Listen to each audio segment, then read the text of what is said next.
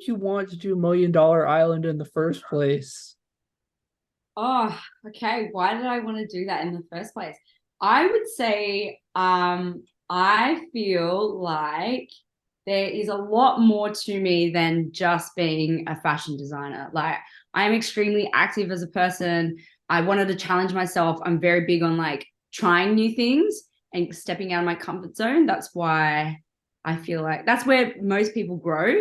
And for me, that was like, yeah, I'm being stripped of all bare like necessities in life, completely stripped out of my comfort zone, um, and being, pushed to think creatively in a very different environment. And I'm so about that. So that's pretty much why I did it. I just wanted to try something new. What did you expect going into $1 Million Island? Did you think it was going to be like a holiday? Did you think it was going to be like Love Island, or did you think it was going to be like more survival? And maybe like how did those expectations change like when you were out there? I knew it was going to be tough. We did get warned that it was going to be tough. I didn't realize how tough because, you prep for it and you're like, yeah, you're living on an island. But I didn't realize, look, I didn't think it was going to be like Love Island, but I do feel like they asked you questions like, are you single? Like I went into the show single. They asked me, are you looking for love? I said, I'm open to love, but I didn't go there for love. Like I went there to win $1 million. But when I got there the first night, I just remember going, holy shit. Uh, I'm like, where do we sleep? Like, okay, I usually brush my teeth at night. Like, where do you wash your hands? Or like, what do you, where do you sleep? Like, it was such a weird feeling. I'm like, oh my God, you have to get used to the uncomfortable. You're dirty, you're sweaty, you're stinky, you're tired, you're lethargic, but you need to become comfortable with it. Otherwise, you're just in your head and you're not enjoying it for what it was. So I did expect it to be tough, but I didn't realize how tough it was going to be. And like food for me, oh my God, I am like a big foodie. So, we've had a hard day, our first day, like building these shelters. And it's like, right, now I want food. There's no fucking food. So that was tough. That was really, really tough. Yeah, so obviously there's 100 people on the show, so we don't really get to see like some people, like some of the names that people have brought up. And like, who is that? So who did you bond with on camera that we didn't really get to see maybe like early on that maybe you wish was shown? That I bonded with that wasn't on camera. Um, a lot of people I feel, but a lot of people from my camp. Like I really bonded with Tess, Olivia, Simon, Alex. I was really close to Brock, Maxine. Um, they're just a few. I mean, they didn't even really show like Chelsea as well. Oh no, well you saw a bit of Chelsea and I bonding. Yeah, those people you didn't really see. They didn't really show much of like our life and our bonding and how we lived on the island, which was, I think, short played by the TV. I Yeah, think. I wish I had secret scenes for that so you could figure out like who actually like why they actually get a bracelet when they leave. But Yeah. going into the first day, it's obviously like a huge scramble. You're trying to get supplies. So why did you end up choosing Top Camp? Because you had the least amount of members out of everybody. Well, I had bonded with Chelsea and Liv and Alpha prior. Um, so it was kind of like it just kind of worked out that way. And um, also, it seemed like a lot of the people going to the camps that were closer to where the crates were, and we top camps like further back out on the island, so it's the furthest away.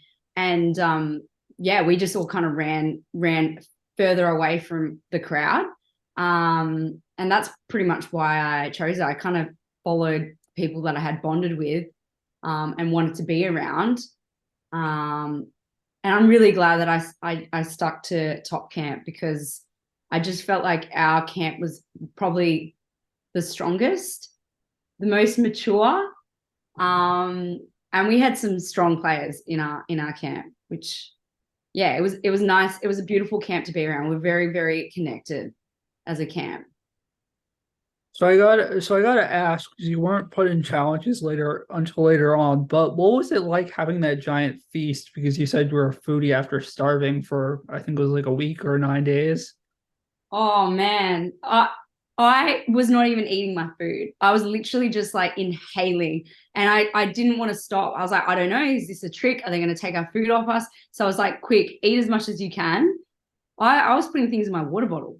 I was like, I'm taking this with me. I'm not like stopping here. And I was eating jam. They had like jam out of the jar. I'm like eating the jam out of the jar. Like that is, when like someone hasn't seen something, that's how I felt. Like haven't seen food in so long.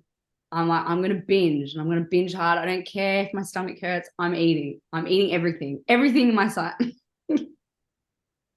Yeah, so obviously, Million Dollar Island is like a unique game with only like 6 people getting nominated. So maybe like what was your in-game strategy like when you saw the rules? Were you just trying to like hide and kind of play like an under the radar game, or like what was your game strategy going into it? Look, I don't know if I had a strategy. Well, maybe this is a strategy. I really wanted to go into the game being myself. Like, I'm not a manipulative person. I'm not here trying to like, uh, you know, fuck someone over to get on top. Like, I'm not that type of person. But I, I'm really easy. Like, it's really easy for me to make friends. So really easy to be liked. I feel like I'm quite observant of my surrounding and people. So my strategy, I guess you could say, was making friends and not rocking the boat. And then when I felt like the right opportunity came for me to play in a challenge, that's kind of when I wanted to strike. Um, but you don't really ever know, right? It's a bit of a gamble. Like I also was like sick and tired of sitting in the sideline. Like I really wanted to get into a game. Like there's so many people that just went under the radar. And a part of being on a show like this is, you really want to show what you're made of. And I gave it my all. Um, but it was a really tough challenge. Yeah, so I have to ask, when people are quitting, was there anyone shocked like before you left that didn't give you a bracelet? Because obviously we saw you avoid D-Day because of the deal that Chelsea made, and maybe there was more to that. But was there anyone that like you were shocked, like, how come you didn't give me a bracelet? No, not really. I'm not going to beg someone. Like it's up to them. I made a lot of friends, but I didn't get any bracelets, which is fine. I mean, it is what it is. But I wasn't really shocked. I'm like, that's fine. It's their choice. I'm not going to beg someone for a bracelet. I mean, I kind of asked in that at the end, but I wasn't going to beg. That's just not my style. A lot of people from our camp didn't quit. We didn't have many quitters from our camp. Um, so I wasn't expecting any from my camp, and maybe I didn't bond enough with people from their camp and from other camps. And I feel like the people from other camps are going to be loyal to the people in their camp. You know what I mean? I definitely feel like there was a lot of tension in all the camps. They didn't show that on the show, which I wish they did because I think it would have made more interesting TV. I actually had a little bit of an argument with Alpha. And pretty much just to give you a nutshell of who I am as a person, I will give everyone the time of day. I respect everyone. I'm quite happy. But the minute you disrespect me, I have a switch and I won't tolerate it. So I felt really disrespected by Alpha, and I don't think they show that on screen. But fast forward post show, Alpha and I are actually really good friends, and that was just like a little hurdle. But I feel like the show takes out the worst in everyone. Like, we're starving, we're hungry, we're sleep deprived, we're dirty, we're just out of our comfort zone. So things are happening that probably in the real world we wouldn't say to each other. But yeah, so Alpha and I had our little altercation. I heard shit got real wild after I had left in my camp. Things were just like it was just tense. So Um, I'm glad I kind of left when I did because I'm friends with a lot of people and I don't like taking sides and I don't know how I do with like one person not talking to another. I'm like, I'm out. That's your thing. I don't want to know about it. Yeah, so I gotta ask, because obviously we get to your shining moment that episode. Um, why did you want to get nominated at that point? Or were you just like thinking that your time was like, did you feel like you need to get a bracelet now, or like why was the reason like you wanted to be up at that point? Well, look, I feel like the way it was edited, it looked like I had completely nominated myself, but I was in two minds. I did think about going in, so it was definitely a thing where I was like, can you hear me? Because you're frozen. Oh, I'm frozen? No, I can hear you. I'm just Oh, I'm you just can hear me. listening. Sorry. Okay, cool, cool. Because I couldn't see it wasn't moving for a second. It's pixelated. Oh, Um, it's weird. so I definitely I felt the urge to get into a challenge. Definitely did. I didn't know how soon in. I didn't want to go in too soon. I wanted to suss the game, but I also didn't want to stay out of it and be just like someone that goes under the shadows and not get involved. That's not who I am as a person. I was in two minds. Chelsea kind of like sold it to me when she said, someone comes home with the challenge and then someone comes home with the survival challenge, like we can bring it home. And the idea of having two women win in a challenge of like four other men, I just think I'm so about empowering women. I was like, yeah, fuck yeah. And I kind of thought, yeah, why not? Um, I really wanted to stay in the show. I'm a very competitive person, like extremely competitive, more so with myself. Like I hold myself at a very high level. So when I lost, I felt very defeated, as you would have saw. But I'm really glad that I got in and kind of just showed that I'm not like I'm very capable. I have a very unique skill, and to build a raft, I've never done that before ever. But I'm very good with like seeing something and then creating it. Like as a designer, that's kind of what I do. So that part was strong, but then like the swimming part, I am not a good swimmer. Like I'm shit. I don't swim, so that was really tough. The building part was fun, but the swimming part was not fun. Yeah, so going into it, the first challenge was a spelling challenge. How disappointed were you? And like what did you wish it was going to be? Like we've seen like some doozies with these like challenges. So what did you want it to be? And like how annoyed were you when it was a spelling challenge? Just like take me through that entire like challenge, your mindset, losing, all that good stuff.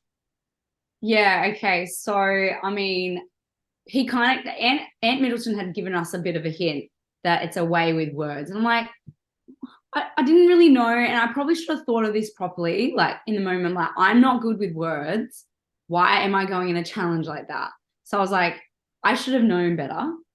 I don't know what I was expecting, but I was like, I I know that spelling isn't my strength. So I was shitting myself and I was like, oh my God, I'm going to have to make up all these words. And you know what? Now that I look in hindsight, I look back and I'm like, I should have just, made some words and then added from it or, subtracted from it and created multiple words from one word, if that makes sense, instead of like creating completely new words. Yeah. And I just buckled under pressure and I just like spelling's not my strength. I just you know what, I felt it in my gut that I wasn't going to get through this. Like I'm just not a strong speller. And then you got Chelsea, who's like a teacher and a PE teacher, so she's she works with kids and she's spelling and stuff. I don't do that. I'm like dyslexic, so that's not my thing. I was a bit disheartened, but I kind of was like, this isn't my challenge. Wasn't gonna this wasn't on my like I didn't think that I felt confident to get through to it. But I was like, I'm giving a good red hot crack, but just didn't work for me. So going into the survival challenge, we obviously saw like beforehand, like you felt good, you felt confident, you felt ready. How difficult was it making that raft and then paddling? Because I mean, it showed like it actually did show you making it pretty far on camera if you actually noticed. Like I think you did make it to a couple of crab traps. So kind of talk me through making the raft, paddling it, and all that. Yeah, yeah. So I found the spelling challenge harder than the actual survival challenge. In terms of my skill set is about creating and making. So I was like, I have this raft. I was very, very confident that I would be able to bring something home. So when I had a plan, I had an idea how I wanted to build a raft, how I was going to execute it. Like I knew how to do knots. So I was like, yeah, cool. I'm gonna do it like this. This is my prototype in my head. This is how I'm going to make it. And then I felt quite confident in that area. Aunt Middleton was even like, built one of the best rafts there. But I have a small frame. Like I didn't need anything too big. And you look at Geordie, he just had like a little he had make like a little surfboard. And had I had thought maybe I could have just made something really quick and make like a little surfboard, that would have worked for me. But I mean, I don't really know what it's like to go on a raft and paddle and get crabs. So I kind of just stuck to something that I was more closer to a raft than building like a surfboard. And at that point, when I had built the raft, I was second to last to go into the water. James was last. So I kind of felt like, oh yeah, like I'm doing all right. I'm doing all right. They didn't show it on the screen, but I had got I don't know what it's called, but like like a carpet burn. But my whole from pulling the rope because I was in such a Rope zone. burn. Rope burn. It had literally on my finger had peeled the skin off. It was bleeding all over the rope. And they had ended up bandaging it, but I didn't realize until like after because I was so like it was like I was on some sort of like speed or something. I was just like so focused. I didn't care about that. I was just not using that finger. So I was just pulling with all my other fingers to pull the rope and fasten it. So then we had, once the raft had been built, we were then told to go in the water. You can't touch the water. Like you have to be on your raft.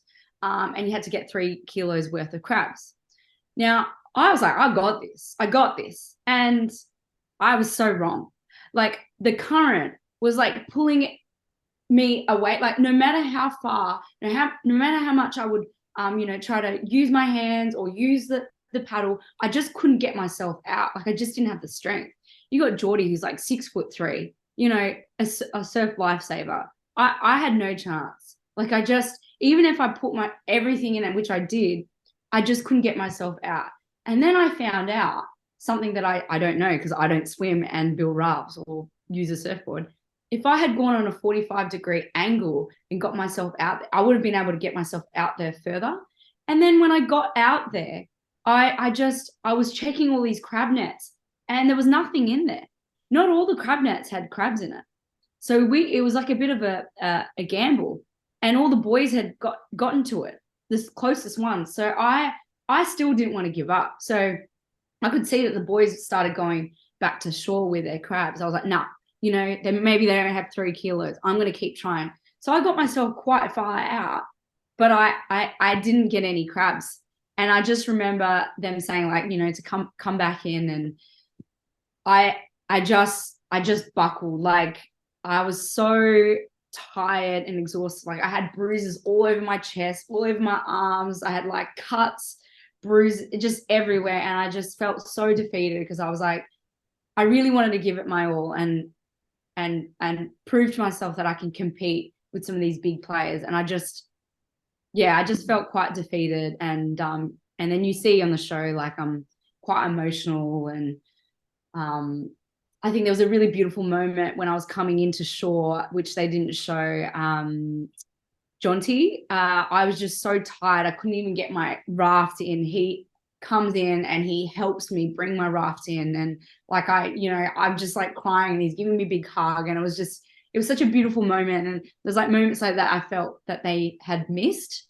But I think me going on a show like that, a survival challenge like that, really showed my resilience and my strength. And I'm really glad that I went on something like that, even though I lost, against 4 guys. Like, I don't know, it was a really, really tough challenge.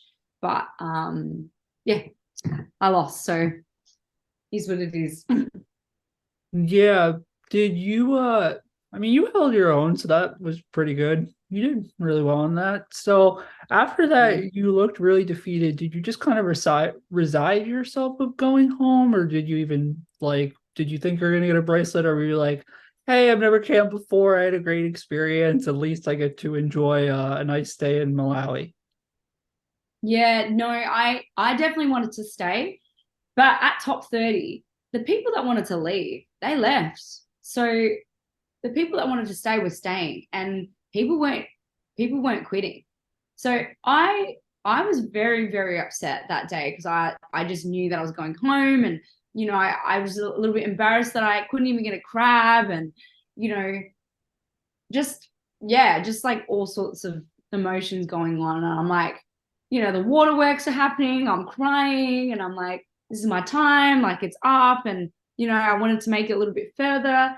I did go and speak to the other camps, and I just said, like, I wasn't begging, but I was like, if anyone's leaving, I'd be so grateful. And I would give it my 400% effort to bring it home. But I understand that if you want to give the bracelet to someone else, that's totally understandable. But if you do, and you have, you are thinking of leaving, and you're thinking of giving it to someone, I'd be very, very grateful. Obviously no one was leaving, and I already knew that. I didn't expect anyone to leave, and I didn't expect anyone definitely from my camp to leave. So we had some really like, strong, vigilant players. So they just weren't leaving.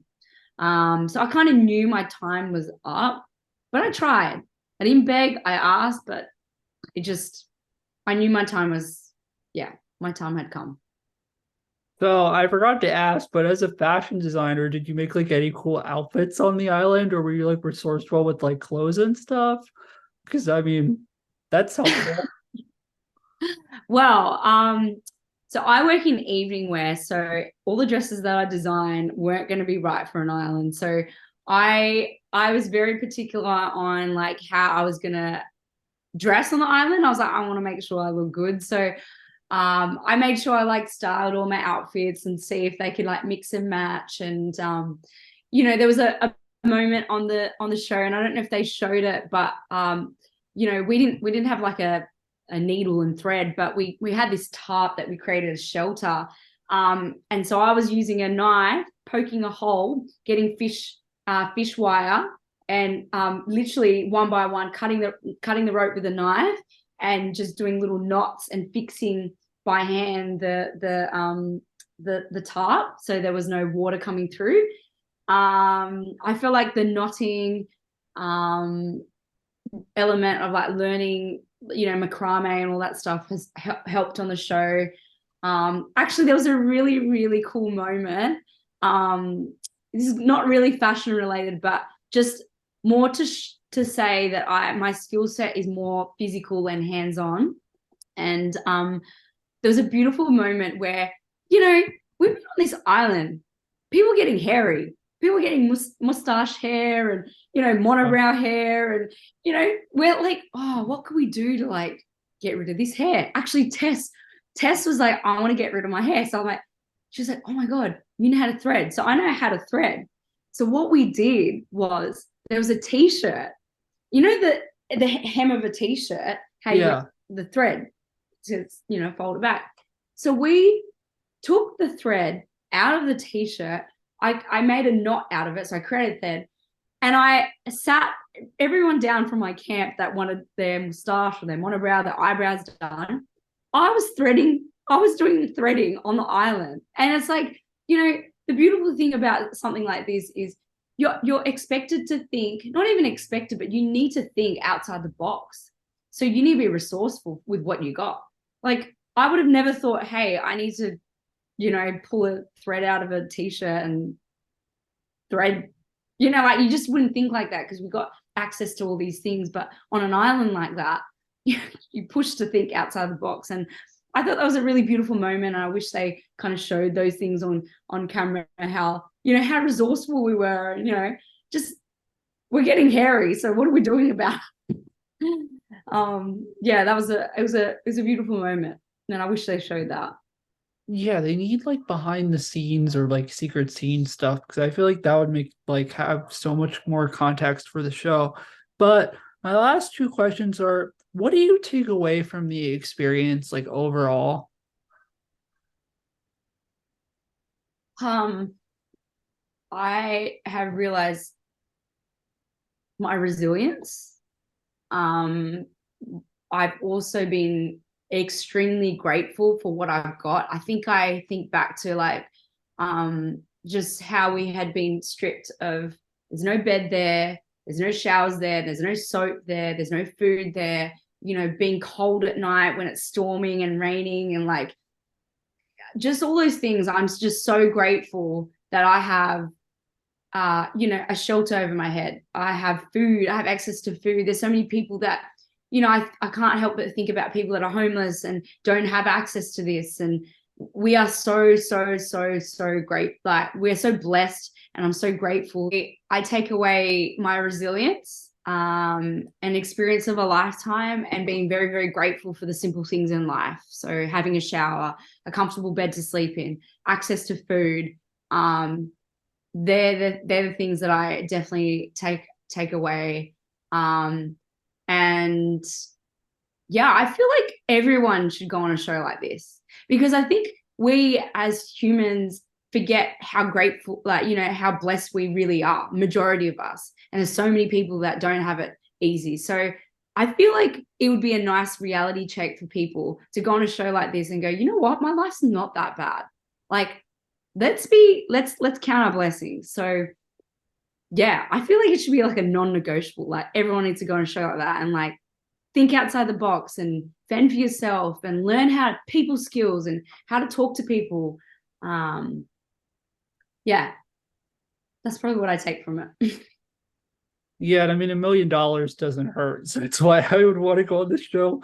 But my last question is, do you have any fun behind the scenes like stories that, I mean, you kind of talked about a couple, but do you have any other ones or? I got out with James and John T and I think it was John.